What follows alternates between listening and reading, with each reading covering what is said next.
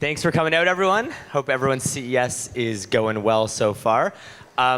Retail media, it is a topic that probably over the last year, 2 years has gotten a lot of airtime in a lot of big ways, both on media plans, both in conversations in the boardroom and at the planning phases, and also just at conferences like this or in Cannes, talking about the convergence of retail media with everything else that's going on. So we're feeling pretty comfortable that probably everyone here today knows what retail media is, the impacts that it's had on the business. And so we wanted to take a little bit of a different take on the topic and start to think about, well, what does the future look like? And oftentimes, especially at a conference like CES, we're talking about the future being technology-driven, being AI-driven, finding the new and the latest, the hottest thing, and implementing it into something that has been more traditional. Interestingly, in the conversations that we've had, we've actually found a few different takes on what we believe to be some of the future of retail media as it starts to mature, as we start to figure out how to add more customer value, as we start to figure out how to measure incrementality. And we have a really great panel today to give us some different perspectives on how not just the biggest players in the space, but some of the fastest innovators in the space are trying to bring new ideas, drive incrementality, and ultimately give advertisers more choice to find better and different customers. So welcome. Thank you for coming out and hanging out with us today. I want to start just by talking a little bit about how crowded the retail media space is. Like, how many times has everyone here heard the words retail media or heard from one of the retail media networks, and even in the last day and a half? So I want to talk about differentiation, because I think differentiation, finding niches in retail media, is going to be what the next 2 or 3 years looks like. And we have two really good examples of that in Dollar General and in Dick's Sporting Goods, coming at that from a little bit of a different angle. So I want to start with Molly and with Dave to talk a little bit about how are you seeing your niche and how are you trying to get into the space or have gotten into the space successfully, but taking a very different approach than maybe some of the others that have different types of coverage or your more traditional grocers, et cetera. So maybe Molly, will start off with you. Yeah, awesome. Hi, guys. So I always like to start by just helping people understand who Dollar General is as a retailer. We have over 20,000 stores. We're the nation's largest retailer by store count in the US. Can everyone hear me okay? Yeah. And what that means for a retail, and I should also say, we are not a dollar store. We are a small format retailer that sells all the major brands. And so what that means for, as far as point of difference for a retail media network, is we've got scale. We have 90 million reachable profiles. And the other kind of very key and important area of differentiation for DG is that 80% of our stores are in markets of less than 20,000 people. So we truly are a retailer that goes where other retailers cannot and will not go. And what that means for a media network is that in addition to what everybody hears about when they talk about retail media, which is the precision and the guaranteed reach of a purchase, of a known purchaser, the ability to measure, what our network can do for major brands is help them find incremental customers that they're actually not reaching through current demographic targeting within their national advertising campaigns. This is a customer that is underserved, unreached, and typically optimized out of programmatic media plans. And so that's really where our media network has started and has come up, is through programmatic offsite media with that point of difference. Awesome, thanks. Dave? That's great. Who's familiar with Dick's Sporting Goods? All right, I'll save that piece. But let me explain to you where we're headed. So today we are probably the premier sporting goods retailer in the US. We are on the road to becoming the best sporting company in the US. So I'll try this on for you, but I'd say the future is in data, but it's in the corners. What I mean by that is finding data sets that are going to help you build on top of what you're doing with those big box, larger reach retailers that we all know and love, with what's going to be right for you and your business. So at Dick's, we have our scorecard program with 45 million athletes. Athletes are consumers in other places, but I have 600 different attributes that I can use to help you segment and reach the right set of those athletes across what we do in store. And if you haven't been to one of our House of Sports, you should go. It's like an FAO Schwartz for sports. We are really owning the in-store experience for sporting goods. And we have ad products to help you reach them there. We can help you reach them online. And we also have a youth sports flywheel with what we have in Game Changer, which, I see some head nods, so we have some sporting parents in the audience. But that, for those who don't know, that is live streaming for youth sports. And we actually capture more innings of baseball in one season than the MLB has done in their entirety, based on the number of leagues that we work in. So there's a massive data set here that, yes, can tell you more and help you reach the right customer to put the next pair of Nikes on their feet, but we can also help you leverage that data set, if you're not an endemic partner, to understand where they live, how many kids they got, do they travel, get a sense of even what some of their brand affinity are in other places when we start doing data appends and start getting more interesting in how we're using that data set. And that's what I mean by painting in the corners. You might not think of sporting goods to start as a place for you to get more inventive in reaching a customer, but that data set, I think, is rich and largely untapped from the niche in which we sit. Love that. So I'm going to segue to you, Neil. So speaking of corners and also connecting between the complexity, trying to make it more simple, how are you guys at Bridg trying to think about simplifying, maybe reaching into different data sets, but also trying to find people and bring them together in a different way? Yeah, sure. I'll take Dave's question. How many people have heard of Bridg?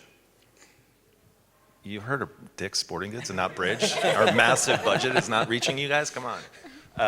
So let me give you kind of an overview of what Bridg is. So Bridg is an identity resolution solution at its core. Right? We leverage transaction data from the retailers. So their transaction log that we take in. There's probably about 80 bits of information that we get through that transaction log. Think about a printed receipt and what's on there. It's the first 6, last 4 of a credit card. It's first and last name. It's zip codes. We have that. We leverage that in our data spine, and we've been around for about close to 15 years now. So we essentially have every card holder in the U.S. mapped in our data spine. So that is a bit of a differentiator for Bridg, and all privacy safe. But we leverage that data to help retailers reach their customers that they can't today. So if you're in a loyalty program, a retailer has a pretty good idea of who you are, what you've purchased.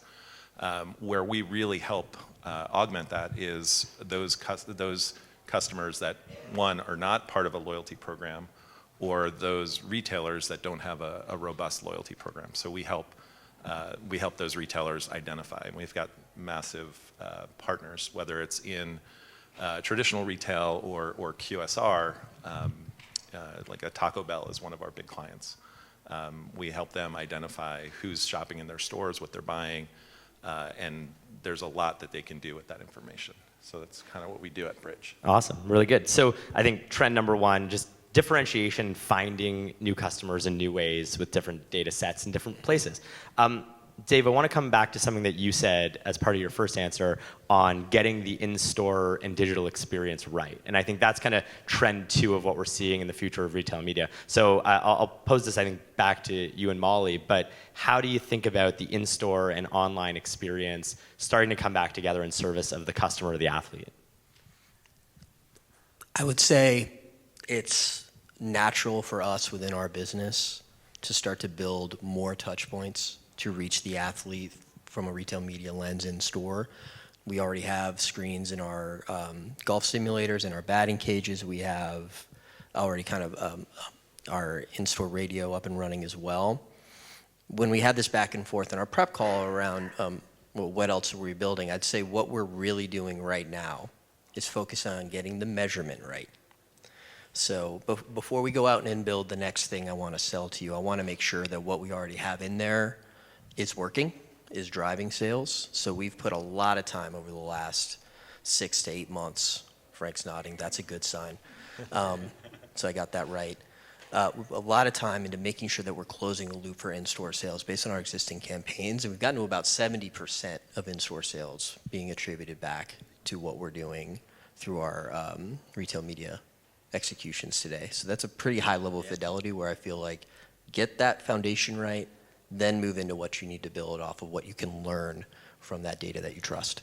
Got it. Molly, how are you thinking about it at DG in terms of what the online and the in-store experience start to look like together? Yeah, well, with almost 21,000 stores, I think we have a really unique place to play when it comes to digitizing the store. But it has been, if we're being honest, we've really focused the media network up until now really outside of our own ecosystem, because so much of our portfolio had been in offsite and reaching our customer offsite to drive them to DG. So excitingly, this year we're launching an e-commerce platform with DoorDash as the last mile delivery partner, DG Delivery. And at the same time, we're leaning really heavily into the power of our stores to act as marketing levers and influence at the point, which is still, where most of our conversion is happening day to day. And so where that has been is with existing partnerships with Vestcom and Neptune. Their signage has always been in stores to influence our customers. They have increasingly digital capabilities, which has been great to see that evolve and be able to drive in and connect to digital experiences. But we also launched in November an in-store audio network in 2,500 stores. We'll scale that to over 5,000 next year. And we're testing screens as well. So really thinking about, at this time where all of this is coming together, where suddenly it's not just offsite and social, it's also an e-commerce transactable site and app, and the in-store experience also is becoming digitized. I'm really energized about what's happening in this next year as all of those different modalities are kind of coming together. Awesome. Then let's pivot a little bit because I think we're setting the stage for figuring out a balance between brand and retail spend. And one of the things that we've seen from a lot of our clients on the brand side is that maybe they're overcommitted in retail media, maybe they're not, they don't necessarily know, but it's hard to figure out how to build great brands and get the point of sale right. And so I'm curious from the three of you, how you start to think about how do you build great brands for our shared clients and customers while still making sure that you can get the measurement, get the attribution, get the incrementality right, but in a way that doesn't just feel like you're trying to sell, but you're also really trying to build brands for the future. Maybe Dave, I'll start with you on that one. Yeah, I think we sit in a unique space where many of the vendor brand partners that we work with are already spending billions of dollars on building their brands. They invest almost as heavily in brand marketing and in the creative as they do in what they're doing from a performance standpoint. So we have to lean into our own media planning with brand in mind. So that means being contextual in how you're expecting each of your products to perform and being real about what their roles are. Sponsored product doesn't build brand, but the work that we can do with you in data collaboration and connected TV can. So being able to lay out a plan that fits the ambitions of our partners and ensuring that it's helping to meet those goals. I absolutely believe retail media has a place to play in brand building. You just have to be able to create the right avenues to fit the right creatives, and they're going to create that emotional connection as much as drive that sale, and then tie those pieces together. Yeah. Neil, are you seeing, as the identity resolution platform, are you seeing brands taking the commerce data and then feeding it back to actually implement or at least influence their brand plans? Yeah, absolutely. If you think about it today, right? If Dave, I'll put you on the spot. But if someone's in a Dick's Sporting Goods, they check out, but they do not sign in with their loyalty card. There's a disconnect there, right? Between the online, it might have been exposed to ads online, go in the store to purchase. Mm-hmm. There's no way to track that. I think that's where Bridg kind of comes in and helps connect the dots there. I think the best way that we can support the brands is essentially allow them to understand who's buying their products. And there's often that disconnect between in-store and online, which as you see as a macro trend in retail media, it's in-store now is like the hot topic in retail media. We're building out in-store, but how do you connect those dots? And that's where we kind of come in. Yeah. Molly, what about from your To perspective? build on Neil's point, I think for us it's all about the right KPIs and recognizing that the KPIs differ by the audience, whether it's a brand and thinking about what Dollar General audiences can do for them, or a sales team looking to grow their business at DG. So as a media network, we have had a huge emphasis from our start on providing incremental return on ad sales or on ad spend with test and control methodology. And we found recently that it's really important to continue to expand that measurement to include things like percentage of customers reached that engaged that were new to brand, and LTV, long-term value, as well as kind of aggregating the incremental sales visits and units that we're seeing over the course of a year so that it's not so focused on a single campaign. For the customers that we serve, for the both the sales teams and the brand teams, but also even internally back to our merchant teams and to our buyers to make sure that everybody is understanding the true long-term impact that this media has. And then in addition, as we think about brand building, DG is known for LTO offerings from brands and kind of really unique innovation that they bring just to DG. Pepsi and Mountain Dew Baja Blast is one that is a long-standing kind of limited edition product for DG. And so we are actually a place where brands do come to kind of build out an entire new section of innovation for or flavor profiles for their brands. Love that. Yeah.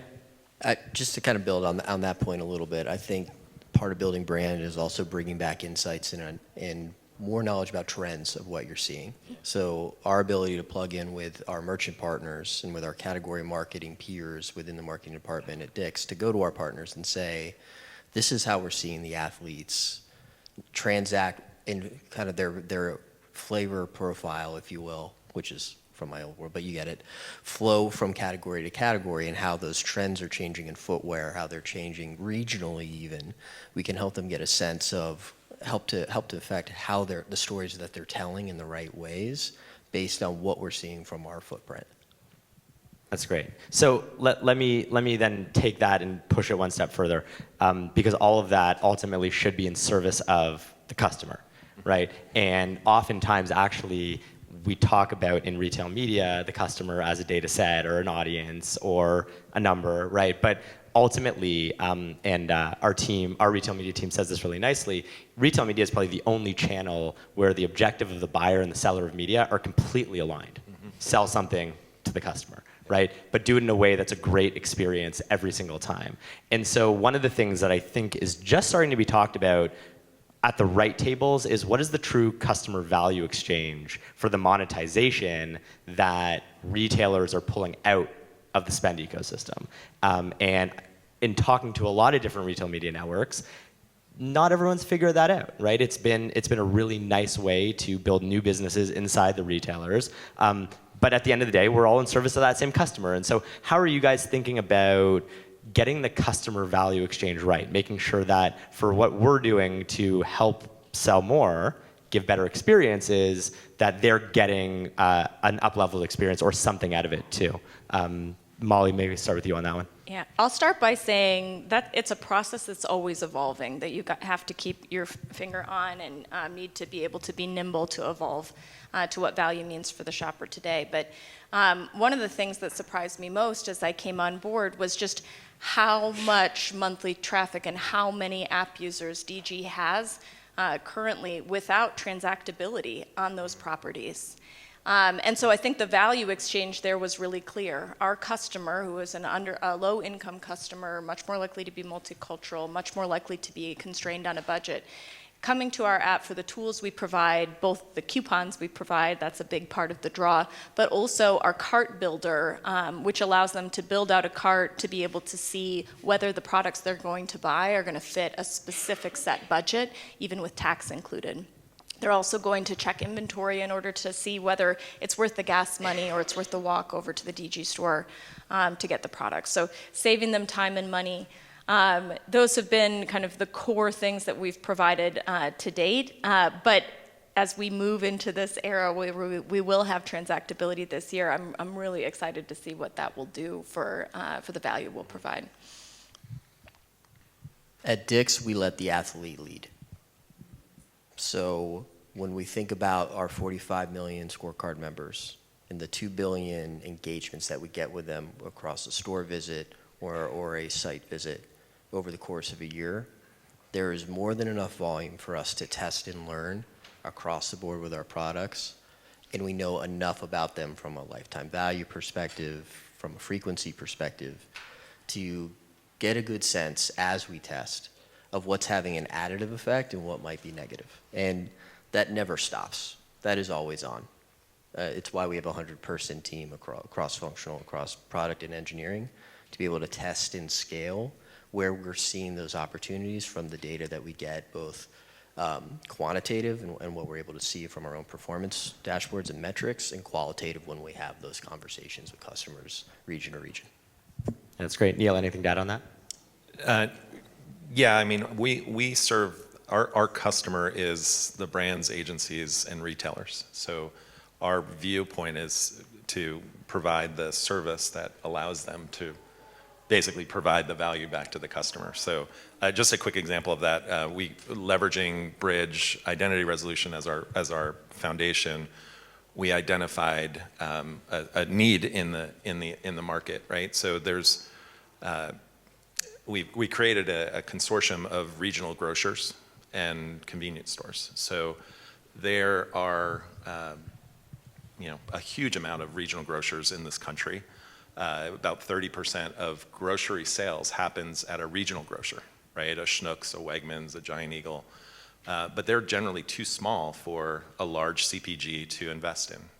A Coke is not going to spend a lot of time or investment with them. Mm-hmm. So what we're doing is leveraging our identity resolution platform, our data building abilities, and we're pulling all the regionals together to offer essentially one Uber grocer, pulling all those together. So that's just an example of what we're trying to do. That's awesome. So we've talked about kind of 4 big things, right? Differentiation, we talked about customer value exchange, in-store and online convergence, and then of course, how do you balance brand and retail? What else is on your mind in our last couple of minutes? What else are you guys thinking about on the future of pushing into what's next in retail media that maybe we haven't covered today? Maybe a quick hit from each of you. Neil, maybe start with you, go down. Yeah, I mean, I think there's a lot going on. I kind of mentioned it before, but the in-store is the hot topic, and I think the big challenge is how do you connect the in-store activities to what you're doing digitally, and or even like the screens in store. How do you translate that to sale? And I think at Bridg we're working on solving those challenges. Let's talk about non-endemic.